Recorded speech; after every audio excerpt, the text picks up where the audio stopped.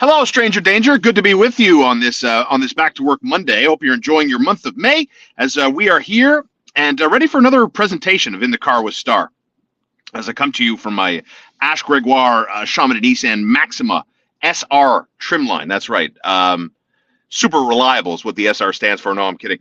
Good to be with you as the NHL playoffs continue to evolve. The Final Four is one team away from making it a legitimate Final Four. You have Dallas at home to Seattle in a Game 7 in that Western Conference Series. So we'll have our Final Four tomorrow at this time. Good to be with you, everybody. How are you enjoying the NHL playoffs so far? I got to be honest, right off the hop, I think the National Hockey League is having a very, very bad playoff. I think the NHL is having an ugly playoff, and it's not so much with the on ice product per se when it comes to what you're seeing from a night in, night out basis. I think the big issue with the National Hockey League as it relates to its playoffs is how amateurish the league occasionally comes across. And whether it was last night, for example, there was only one NHL game. It was a 10 o'clock puck drop between the Edmonton Oilers and Vegas Golden Knights. The Oilers lose that hockey game. Now they're done yet again in the NHL playoffs, meaning for 30 years now, there hasn't been a Canadian team that's won the Stanley Cup. I'm curious to see how that affects you as a hockey fan one way or another. I'll have my comments on that in a second. But when it comes to what I think is not a very flattering look for the NHL and its playoff product, quite frankly, is the state of affairs when it comes to NHL officiating and how bad and how inconsistent it is. And for people that have been listening to me for a long time on the radio or a short time here in this podcast space of ours, one of my biggest pet peeves, other than people that have some power and then use it to the nth degree, one of my biggest pet peeves in life is managing a game as opposed to calling it down the middle. Because, we often hear that officials, they want to lurk in the shadows. They don't want to be a part of the game. Well, from my perspective, when you don't call games as they're supposed to be called based on the rule book and the interpretation of the rules, is just that. You are managing the game, therefore you are having a direct impact in how the game is being played. And I'm not here to make some sort of sorry-ass excuse that the Edmonton Oilers are out in the second round of the playoffs when we know that they live and die based on the man advantage. But what happened in the early blushes of the Edmonton Oilers' playoff success, certainly in the first round, was that they kicked ass and took names on the power play. Well, when you look at the 6 games and how they unfolded for the Edmonton Oilers in that ultimate 6-game loss to Vegas yesterday, their power play opportunities by game were 3, 6, 2, 7, 4, and 1. One power play in a Game 6 scenario. And look, I didn't stay up and watch Game 6. The game only started close to 10:30 last night. I got to get up bright and early, everybody. I got to be sharp on the morning show with my pal Connor McKenna. And I have a hard time believing that the Vegas Golden Knights, as they play in the playoffs, committed one infraction in the entire game. So you see what I'm saying? By managing the game, you are impacting the game itself. And the interpretation of the rules in order to keep the flow going, ultimately, I think it keeps this league from growing because you have accusations. Like I'll take you back to draft lottery, right, where the Montreal Canadiens get the 5th overall pick.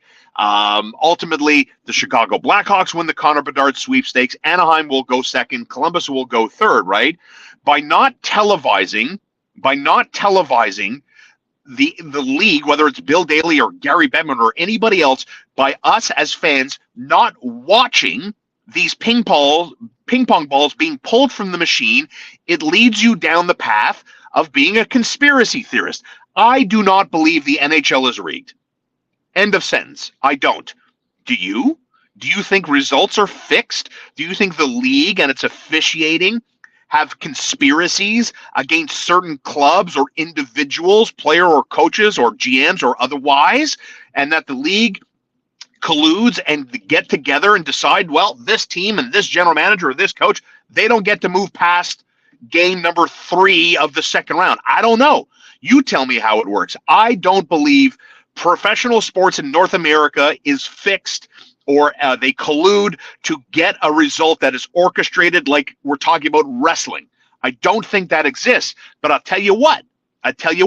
When you look at how the draft lottery unfolded, I can understand how people can get to those conclusions. And then obviously, the league says, no, it's on YouTube. Go watch it on YouTube.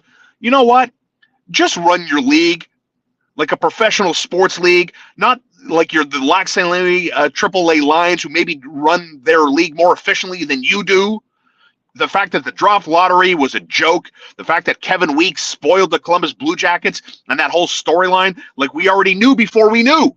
Kevin Weeks told you before they went to break that Columbus isn't going to win the lottery. They're going to be third, right? Like, so you see all these little bullet points that get people going cuckoo bananas every now and again. And you see how the referees are managing these games.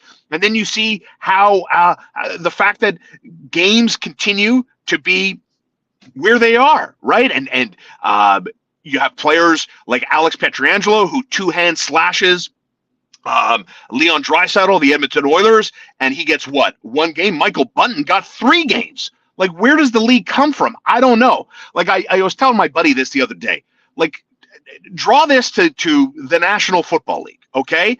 Let's pretend for a second that Leon Draisaitl is Patrick Mahomes. And let's pretend, I don't know, pick a controversial player in the National Football League who does a little bit of a cheat. Let's say Ndamukong Suh, right? Who's got a reputation of being a borderline cheap kind of player. He goes and chop blocks Patrick Mahomes at the knee in a meaningful game. What do you think the NFL is going to do with that? Going to sit Ndamukong Suh for a game? No, he's going to get the book thrown at him. But yet the league manages suspensions depending on the name on the back of your sweater, depending on the game itself. Was it game 1 or game 7? 2 different stories and 2 different sets of consequences. And that, my friends, is why I believe the NHL kind of stays where it stays, and why the NBA has blown past it in terms of it being a popularity contest, in terms of its players having more flair, having more panache, having something else to say. And that's where we are. We want to talk about the NHL thinking it's part of the Big Four. Big Four because we're on the same continent. Other than that, not really. So here we are 30 years down the road, and the Edmonton Oilers and Toronto Maple Leafs, 2 teams with generational talents, are done and dusted in the playoffs yet again. You know what I honestly think the problem is that keeps Toronto from living up to the hype and living up to an expectation, or the Edmonton Oilers getting the best player arguably that we've ever seen, get him a title, get him a Stanley Cup. You know what I think the problem is? I think the problem is lack of trust. And sure, we'll talk about goalies in a second, and the fact that Samsonov got hurt and they were left with Wall in Toronto. Jack Campbell, who they signed to a $5 million contract, he didn't even play yesterday. Stuart Skinner played for Edmonton, and they lost that hockey game. Yes, goaltending matters, but you know what else matters? Not having trust, not building enough depth, thinking that Austin Matthews and Mitch Marner and Leon Draisaitl and Connor McDavid are going to roll in the playoffs like they rolled in the regular season. And Connor McDavid individually had a phenomenal point-shattering season. Where we are in modern hockey with defensive structure and coaches and video and dissection to the nth degree, the fact that Connor McDavid, including the playoffs, put up over 170 points this year is an eye-popping number. It shows you the separation in terms of his talent versus everybody else. And yes, you can argue that Leon Draisaitl and McDavid are perhaps the best tandem you've seen play together on the same team since I don't know when, Lemieux, Jagger, take your pick. But there has to be something about the lack of depth. When you look at the numbers, the splits are eye-popping from the bottom 6 guys, the bottom 3 guys on the Leafs, on Edmonton, versus how many minutes. And, ask yourself this question. If you were Sheldon Keefe or Jay Woodcroft, who would you trust? I get it. It's the easy answer. It's the security blanket, right? It's, I need a goal. It's crunch time. Who are you going to trust? You're not going to trust the bottom 3rd guy that's playing 6-7 minutes a night. You're going to trust Austin Matthews, who is proven to be one of the most, if not the most dynamic goal scorer in hockey, right? I'm talking best player. I'm talking about the ability to score a goal. Austin Matthews, I think, is the best goal scorer in the game today. So, yes, there is that security blanket element. But ultimately, it comes down to roster construction. And we can look at the depth, and we can look at the Montreal Canadiens, I think, is a perfect example. How did the Montreal Canadiens get to the Stanley Cup final a few years ago? And now, fine, the gentleman's sweep at the hands of the Tampa Bay Lightning. Nevertheless, they got to the Stanley Cup final. You know, we can laugh about the state of affairs with the Montreal Canadiens. The Canadiens, my friends, if we're being honest and calling it down the middle, have given you so much to cheer for compared to provincial rivals, compared to the rivals down the 401. Think about it, right? Think about it. All of these years, even Jose Theodore, the early days of Carey Price, the final days of Carey Price, a couple of conference finals, a Stanley Cup final, wins over the Boston Bruins with Carey Price as your goaltender, amazing energized moments with PK Subban and Mike Camilleri and Yaroslav Halak. Think about in the short term, as you as a Canadiens fan, how much excitement the Montreal Canadiens have given you. Improbable, odds-defying, deep playoff runs more than twice. And the Toronto Maple Leafs have generational talents, plural, on the same team and can't do anything with it. You know why that is? It's not anything to do with Austin Matthews being soft like three-ply toilet paper or Mitch Marner caring more about incentive bonuses perhaps than winning a playoff game or two for his team. No. It has to do with roster construction and the fact that goaltending still matters. Like everybody and their mother knew that Jack Campbell in Edmonton was a laugh-out-loud moment, that the Oilers thought that this guy was the answer to what ails the Edmonton Oilers, that Jack Campbell was going to be the raison d'etre for the Edmonton Oilers to finally get Connor McDavid a ring. Or that on the other side, back to the East for a second, that Matt Murray, Ilya Samsonov, a combination of the two, was going to be a strong enough tandem to get Toronto to finally live up to the expectation of having all of this talent and spending all of this money on four guys. Like, I'm no hockey savant. Like, I'm a house league player. I watch hockey. We all knew, it's not me, we all knew Jack Campbell was not going to be good enough based on the guys in front of him, in particular, the defense. The same thing in Toronto. You know, I don't think Austin Matthews is heartless. I don't think Mitch Marner is soft. I don't. I think roster construction, I think they rely too much on their go-to heavy hitters, and that ultimately when the Montreal Canadiens go on deep playoff runs, whether it was with Roman Hamrlik or whether it was Ben Sherrod and Shea Weber, when you got close to the goaltender, you had guys that beat the shit out of you or cross-checked you into oblivion. And I don't think the Edmonton Oilers have that guy. Matthias Ekholm, I suppose, could be. The Toronto Maple Leafs don't have that guy. You're going to tell me Luke Schenn is that guy? Maybe, but he's not good enough, nor are there more of him. So, yes, there is this element of you have to be willing to be an asshole to be successful in the playoffs, to be blunt. And I don't think the Toronto Maple Leafs have enough assholes on their team.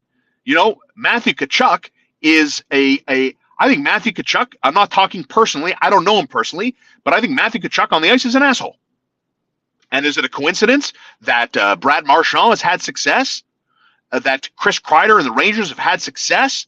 Tom Wilson and the Capitals have had success? And here we are now with Matthew Tkachuk. The Florida Panthers, man, made a significant pivot and decided, you know what, maybe it's an attitude thing. Maybe it's an image thing with Florida, and maybe we need less of Jonathan Huberdeau and more of the Matthew Tkachuks of the world, and here they are.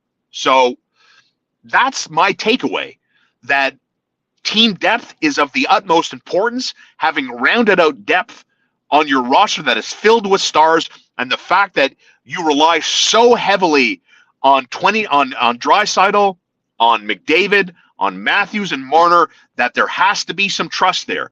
And I think ultimately what's going to happen now in Toronto, here's my guess. I think Sheldon Keefe is done. I think his quick trigger, his putting lines in a blender, and the lack of trust for the depth is ultimately what is going to cost this guy his job. And honestly, I think if I'm Toronto, I don't look at bringing Kyle Dubas back, a general manager who I don't think will be out of work for very long. You have lots of people, including Larry Brooks of the New York Post, speculating about Kyle Dubas should he not re-up with Toronto, that Pittsburgh is ready to bring this guy into the fold as soon as he decides to leave Toronto, should that happen. So Kyle Dubas is not going to be one of those executives that will be on the unemployment line for the foreseeable future should Toronto decide to do this. And what's interesting, I believe the Leafs brass is speaking right now on Locker Cleanout Day in Toronto that Brendan Shanahan is going to speak later. Seemingly every year, Shanahan and Dubas kind of speak side by side. This year's going to be a little bit different. Maybe we read into that. The comments coming in, Rick Springhetti. Let's get Rick's comment up on the screen. Both teams lack depth, in my opinion. On both teams, if you have somewhat top-tier players, you can win. Carolina lost Svechnikov and Pacioretty. But they have great depth. That's why they're winning. It's great points, what we're talking about, right? We're talking about the lack of depth that teams are suffering from and the over-reliance on your superstar players. And, Rick brought up Carolina. Rick forgot about a couple of key players. Tero Teravainen is also hurt. Pesce was also hurt. So, yes, we could talk about Svechnikov and Max Pacioretty, but this brings home my point. Carolina is a great example of trusting. And look, who's Carolina going to put a goal? Freddie Anderson. So, yes, I think it really does bring my point home of having trust, of having a general manager that understands the dynamic of playoff hockey, because we know, and this playoff series and tournament has shown us, proved to us, that the regular season is completely different than how the playoffs are built. And one of my biggest pet peeves, if you missed it from where I opened this podcast today, one of my biggest pet peeves in hockey are officials who manage games, and they tell us they don't have an impact. By managing games and not calling the rules as they should be called, you are having a direct impact in the game, even though these guys want to keep telling us that they don't have an impact in the game. By managing games, you directly impact how this game is played. The comments continue. Dubas and Keefe will be safe. They will rid themselves of one or two of the top four, bring back a boatload of top picks, grittier players, and re-sign the likes of O'Reilly and Shen. Irish, hope you had a good golf weather weekend. Thank you very much. Interesting. I don't know, Mitch Marner, no movement clause, Austin Matthews going into a contract year. The whole no movement clause that kicks in on July 1st is a real kicker here. And it almost reminds me, doesn't it, of the PK Subban situation and what happened there when the demands were in that he wanted his money, he wanted Drew Doughty money, and that Marc Bergevin was reluctant a little bit, and then ultimately they signed him to the Mammoth deal before the no move, no trade. I forget which one it was for PK, but PK had a clause that was going to get set to kick in, and then, of course, the day that changed the hockey universe saw PK Subban get shipped out to Nashville, and Shea Weber becomes the Montreal Canadian, and the rest, as they say, is history. I think what's going to happen in Toronto will be very similar to what the Canadians fans and market experience with PK Subban. This July 1st no movement clause kicker, I think, will steer the Toronto Maple Leafs to an Ortap's perspective. Interesting name. That one or two of the top four is gone, and a lot is going to hinge on the July 1st no movement clause kicking into contracts. In particular, Austin Matthews going into a contract year, and what's he going to demand? What is he going to demand moving forward, right? Like, it really truly is the definition of insanity of doing the same thing over and over, expecting a different result. Is Austin Matthews going to credibly look and say, give me $14 million a year? Didn't score a goal in the second round of the playoffs. I mean, that's hard. That's hard to digest. More comments coming in. Montembeault would fit well with the Toronto Maple Leafs. Steph Howard, Sam Montembeault. Do y'all see this?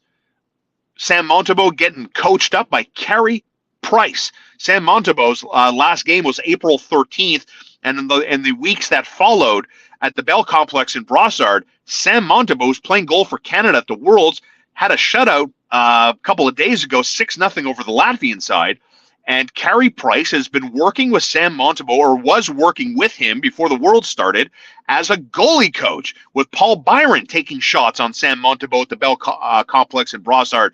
So, that I didn't plan on talking about that today, but Steph Howard brought up Sam Montembeault's name, and it reminded me of that little factoid, which I got to say, as someone that was very critical of Shea Weber kind of leaving Montreal, even though he was still under contract and still being paid by the Montreal Canadiens.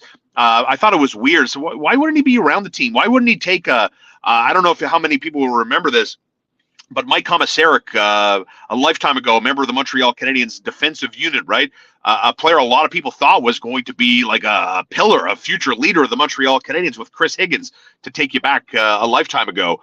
That Mike Komisarek, he suffered I think it was a season-ending injury, but ultimately to say Komisarek put on a suit, was behind a bench.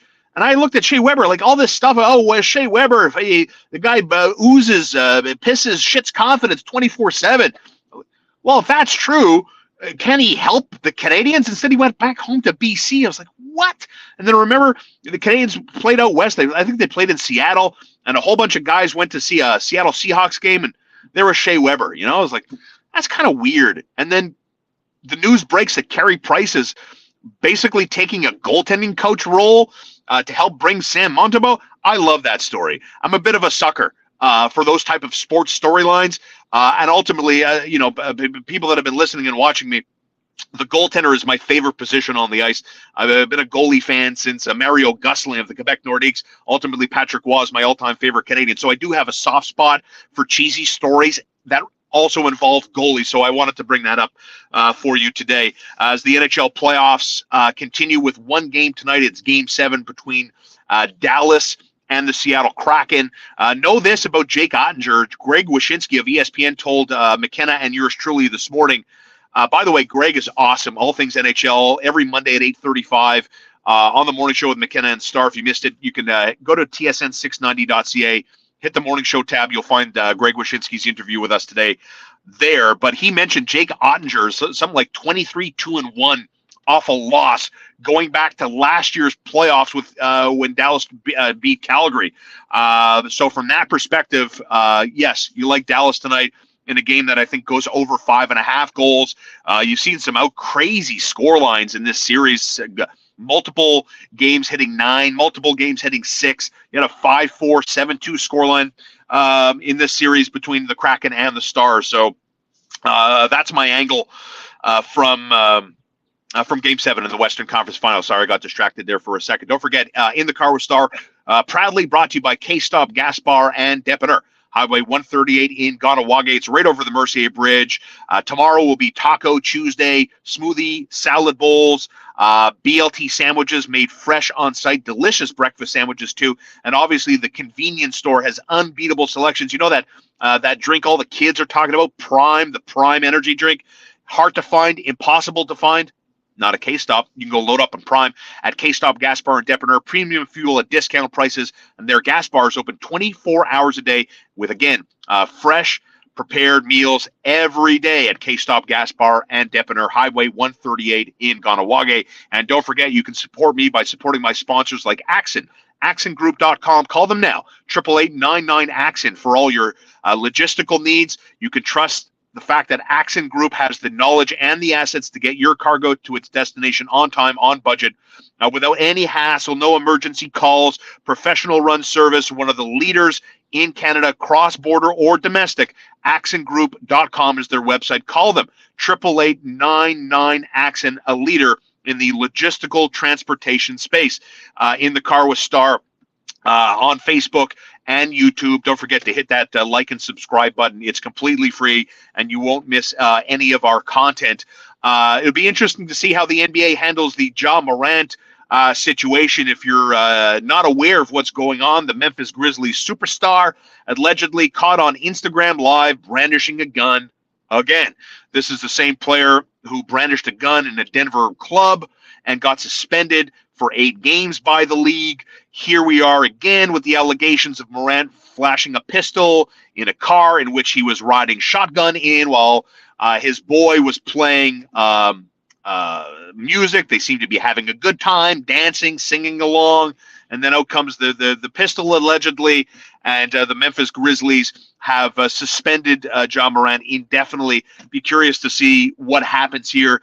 I don't know enough about gun laws in the United States, and we all know the right to bear arms, and we all understand the gun culture and the gun violence is epidemic south of the border. It's very sad to see these news items that come across, and it's very sad to see 23-year-old superstar and Ja Morant very guilty of very bad, poor decision making.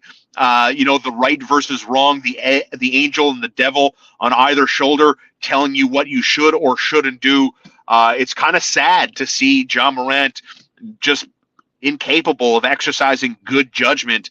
And, what does the league do? And I don't know enough about the logistical side. Like I was talking to Connor this morning on the morning show, like Ja Morant allegedly flashing a pistol on his Instagram Live as a member of the Memphis Grizzlies is different than a member of Congress or a member of the U.S. Senate standing in front of a Christmas tree with their family and their children, small children, holding AKs and AR-15s and these long guns and everything else.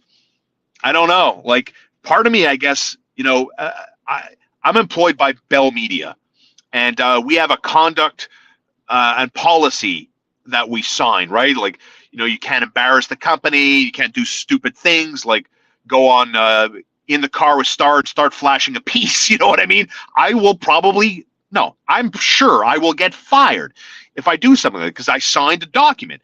And I think that is, on the surface here, I'm speculating, I think on the surface, as a member of the Memphis Grizzlies, I wouldn't be surprised if these players have a similar policy, a code of conduct that they have to abide by, and that if you go and break those rules, there will be consequences. And clearly, Ja Morant has faced the consequences to the tune of an 8-game suspension, and now he's on Instagram Live allegedly doing the same thing again. So I wouldn't be surprised if we're talking about Ja Morant missing 40-plus games here, maybe half a season, for really making Adam Silver, the commissioner of the National Basketball Association, look like an idiot. It's funny. It reminds me of this. I'll tell you a quick little anecdote. I had a friend, an acquaintance, right, who had a good job, a seasonal job. I'll put it that way. He had a seasonal job, and he wanted to go with his friend, explore another part of the world. He believed he knew something, and he wanted to go discover this because he thought he had solved this riddle, this problem, and that it was going to make him rich and famous and all this stuff. I'm serious. I'm not joshing here. I'm being dead serious. And his boss said, "Listen, you can't go. You cannot. Now is not the time to go. This is the start of our year, big year coming up, and we need you front of house. We need you at the business. You're the guy. You're our face. We need you." And Buddy was like, "No, I'm going. And so there is this tug of war. Don't go. Oh yeah, well, I'm going. You're not going to tell me what to do. I'm going. Ultimately, Buddy went, and he came back. Didn't solve the prize. Didn't solve the riddle. Came back as the same person he was. Not famous, not rich. And they fired him. Why? Because you defied your boss. And so basically, what are you going to do? You cannot, if you are not the man, if it isn't your business, ain't your team, if you have nobody to answer to, and you want to be the big shot, you want to talk with your chest out, there are going to be consequences. And my friend, acquaintance, got fired because he defied the orders and said, "Well, they're not going to fire me." Guess what? If you don't do anything other than fire the person, that person has you under their thumb forever. And Ja Morant, who felt like the 8-game suspension was a laugh, or the commissioner's words or the consequences were a joke, that Ja Morant of the Grizzlies goes out there and allegedly does it again, it's the same thing.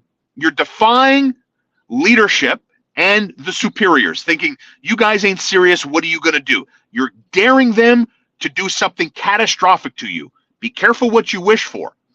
You don't mess around. We're talking about a multi-billion-dollar league here. You're not messing around. Money talks more than anything else, and we know that today. Thanks for watching. Thanks for all the comments. Lots of comments today. 30 minutes went by lickety-split. You can subscribe to our podcast on YouTube, Facebook, wherever you get your podcast. Make sure you hit that notification bell, as you won't miss any of our content coming up this week. In the Car with Star, proud presentation of K-Stop Gas Bar, Highway 138 in Ganawage. Premium fuel at discount prices. And don't forget, tomorrow's Taco Tuesday. Load up on all your game day snacks tonight. And don't forget, if you're in between looking to get from point A to point B or from point A to point Z, axongroup.com, 888-AXON, AXSUN. Call them for all your logistical needs. You can trust their knowledge that they have the assets to get your cargo to its destination on time and hassle-free. Nobody needs hassles anymore. axongroup.com, 888-99-AXON, AXSUN, or find them online at axongroup.com, proud sponsors of In the Car with Star. Thank you so much for watching and all your comments. Have yourself a great day, and we'll see you later this week.